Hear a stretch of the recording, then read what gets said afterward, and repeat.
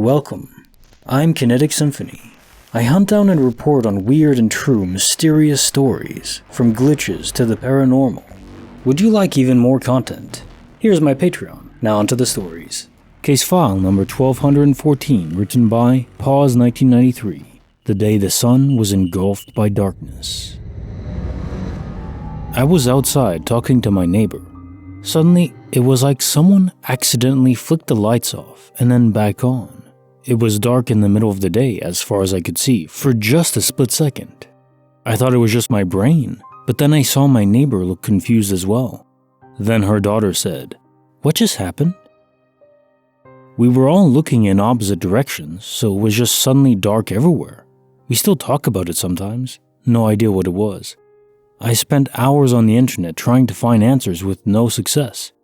Also, it wasn't anything like an eclipse. This lasted like a blink of an eye. Others are saying it was a plain shadow, which is really what I thought, but when I looked it up online, I learned a lot about it. Planes fly too high to leave a shadow, most of the time.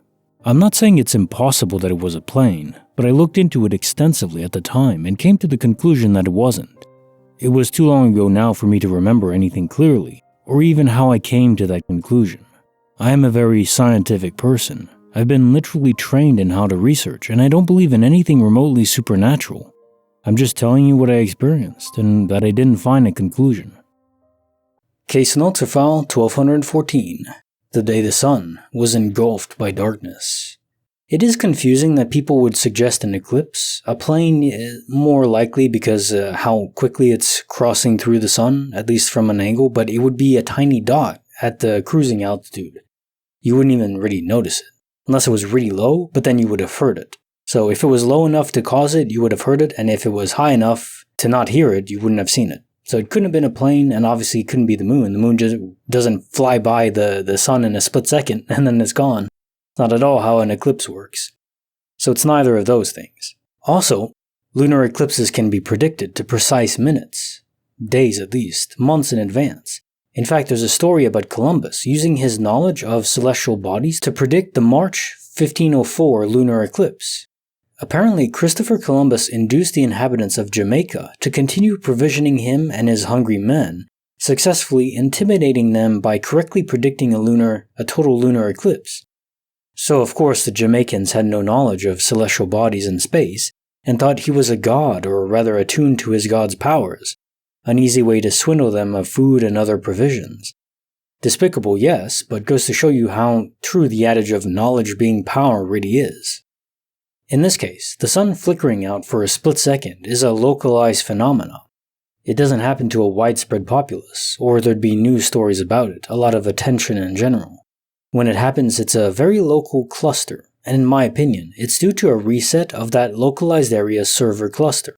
In effect, rebooting the servers, which to us looks like a small blip in processing, half a second. Most people report lacking any sound in that second of darkness too, which is more evidence of this theory. It's a total reset, all senses. You basically don't exist for that split second. Crazy.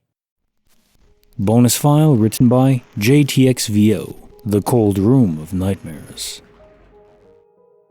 When I was a kid, we moved into a new house. My earliest memory was that my brother's room was always cold, but I never thought anything of it. When I got older, I moved into that room, but it wasn't cold anymore. I asked my mom why the room was so cold, and she told me that when we first moved in, my sister actually took that room, and she had a lot of nightmares. When she woke up, there were bruises up her legs and stomach. My mom would also get nightmares of a woman telling her to leave the house. She did a ritual or something, and everything stopped, including the room not being cold no more. A few years later, my sister was getting married. My grandma and 3 female cousins I never met before came to stay at our place. My mom told me that grandma did not like staying at our place because she would always get sick when she visited. My 3 cousins stayed in my sister's room, and after the second night they were here, they were really scared and said that someone was trying to open their door. They kept seeing the doorknob jiggle, and when they opened it, no one was there. They came to my room and asked if they could sleep in there, and I thought they were trying to scare me, but I played along. I slept on the floor, and they took my bunk bed, and suddenly I heard the washer turn on. The washroom was next to my room, and I went out there and turned it off. Then I went back to my room, and outside my door I heard chains dragging across the room. But when I opened the door, no one was there again. This really freaked me out because for all the years I lived there, nothing ever happened. I eventually did fall asleep. The next morning, I went to my sister's room to check things out because I was curious. When I opened the door, I saw two things that freaked me out. There were these faint black marks on the ceiling, like footsteps, and the windows were open. What is so scary about the window being open? Someone installed the second glass of the windows wrong, so it could only be opened from the outside. We lived on the second floor, and it was impossible to open unless you had a ladder. It freaked me out for a while, and when everyone left, nothing weird happened. I talked to my mom about it afterwards, and she said that the house doesn't like new people and females. This explained why I never saw or experienced anything except for the cold room, and why my grandma always got sick. After that, once in a while I was sleeping, I would sometimes hear a baby crying. I assumed it was my neighbor's baby, but never thought anything of it. When we moved out, my mom forced me to go say bye to all our neighbors, even if I never talked to them. When I said bye to the family next door that had the baby crying, I asked how the baby was doing, and they said they don't have a baby. About 7 years after I moved away from the house, I went back to visit. When I went to my room, it had changed a lot and it was bigger. I asked the current owner about why it was bigger, and they said that the closet that used to be in my room had a hidden space behind it, making the closet twice the size. I asked them if they found anything in there, and they said no. I don't know if that had anything to do with all the weird stuff I saw, but it was just another weird thing I learned about the house years later. It was a really strange place. Case notes for the bonus file: The Cold Room of Nightmares. I'm convinced that spirits don't innately make a room feel cold. That only happens when the spirit is low on energy and requires more to sustain itself. I mean, what is heat? Molecules zipping about in random directions, bumping into stuff is the transfer process of heat, at least one of them anyhow. You feel cold because the very room is being drained of motion, of life force. Energy is just the ability to do work or to move around. Or more precisely, to change your inertia. If you're in space, nothing's interacting with you, so you just keep on going, but you get the gist of it. Also, it would make sense living in such an environment, perpetually being drained, will lead to more sickness or illness. The body is weakened. It's also a way for a spirit to specifically target certain people, in this case females, and drain them, make them feel uneasy by just taking the energy away. I think there were true horrors conducted on people who lived in that home, specifically to women. Acts of malice we best not even imagine.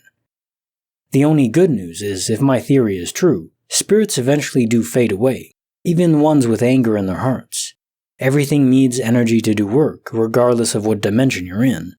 So without it, eventually the spirit just fades away, like ripples on a pond. Eventually the wavelength is 0.